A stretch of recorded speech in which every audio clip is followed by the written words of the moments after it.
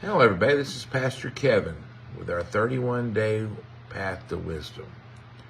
Today, we're looking at the final chapter in Proverbs, Proverbs 31. And let's talk about it for a few moments. This is an infamous chapter. It's labeled from everything from aspirational to exhausting. Most of you know this when it's talking about the virtuous woman who's up before dawn. She runs a business, she feeds the poor, and still has time to laugh at the future. And before you roll your eyes and say, this ain't possible, it's an impossible standard to live up to, I want to flip the script a little bit. This isn't a checklist for perfection, my friends. It's a manifesto for purpose. So let's ditch the gender box for a few minutes. In a world obsessed with labels, Proverbs 31 is not about being the perfect woman. It's not about meeting societal expectations. It's about character.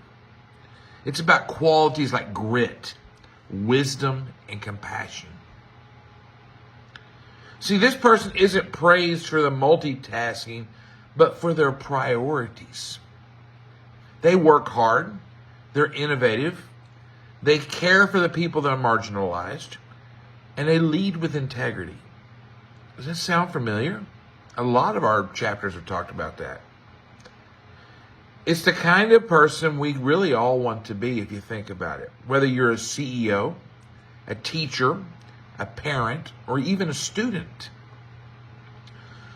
But here's the kicker. She's not doing it alone. The text says she laughs at the days to come in verse 25.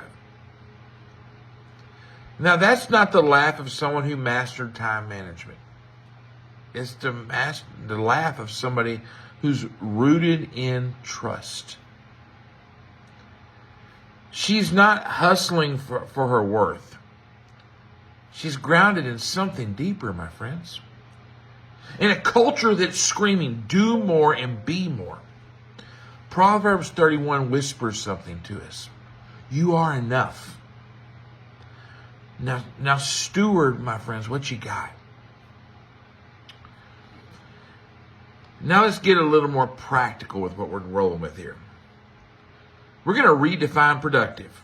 Proverbs 31 is not a busy chapter. This woman's not busy. She's strategic. She invests in the things that last: relationships, justice, and wisdom. Compare that to our toxic productivity that we face today. We're chasing things like likes. We're chasing burnout. What if we traded hustle for holiness? Work that saved people, not justified profits. See, the person isn't waiting for permission either. They're making deals, they're creating, and they're leading.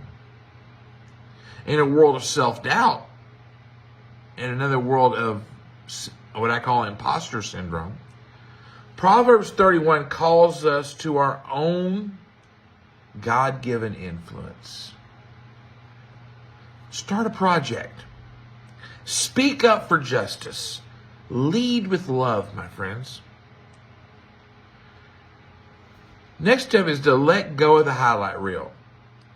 Social media sells filtered lives.